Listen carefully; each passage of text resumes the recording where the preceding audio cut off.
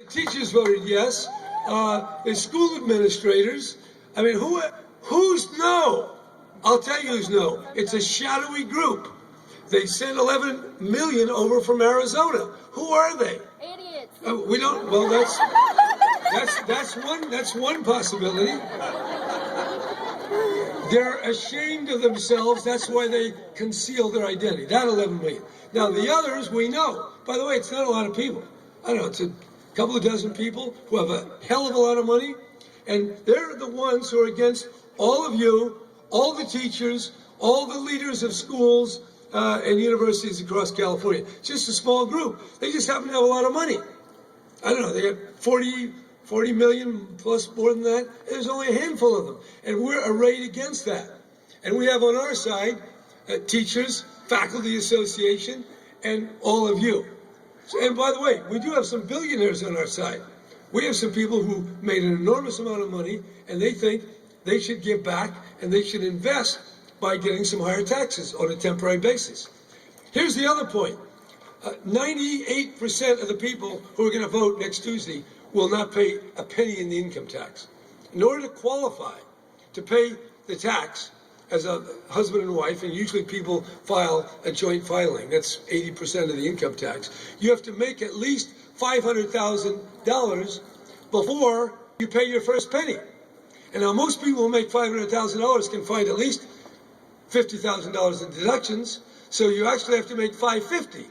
And if you make $550,000, you only pay 1% on the $50,000 above the $500,000.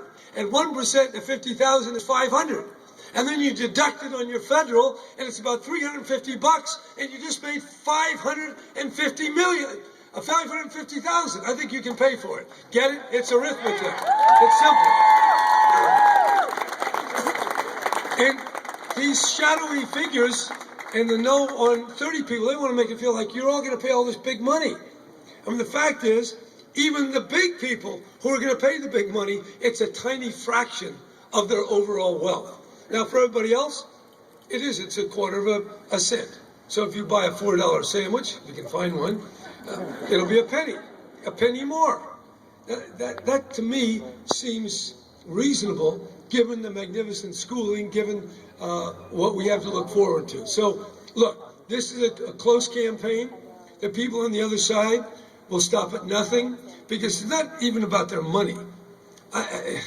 I don't think so. When Arnold Schwarzenegger was governor, they raised taxes, temporary taxes, that if they were in existence this year, would bring in $14 billion. That's more than twice as much as Proposition 30 would bring in. I didn't hear any of these no people complaining. They didn't say boo. There was another thing. The tax had a 1% increase in the sales tax. That went away last year. So in truth, Proposition 30 will still keep our taxes well below what they were a year ago. I mean, that's the truth. So we can afford it, we need it, and it really means so much, not only to you, but the people who come after. So this 30 is really important. It's the only time you get to vote, put money in your pocket, do something good, or do something bad. And you get to choose. And you have a lot at stake. The people who are fighting this, I don't know what they have at stake, because some of them won't tell us who they are. If I knew they were, I could tell you what the real motive is. Anyway, we have a darn good chance to win. But you got to talk to your friends, communicate to your family and your friends, because this is pretty critical. California doesn't get Proposition 30, we're going to face some very difficult, very tough choices. It's going to be hard to pull us all together. The social fabric holds together because we have our schools, because we have our public safety officials. We do stuff together. And that's what President Obama said. We're all in it together. It's not just me, and my.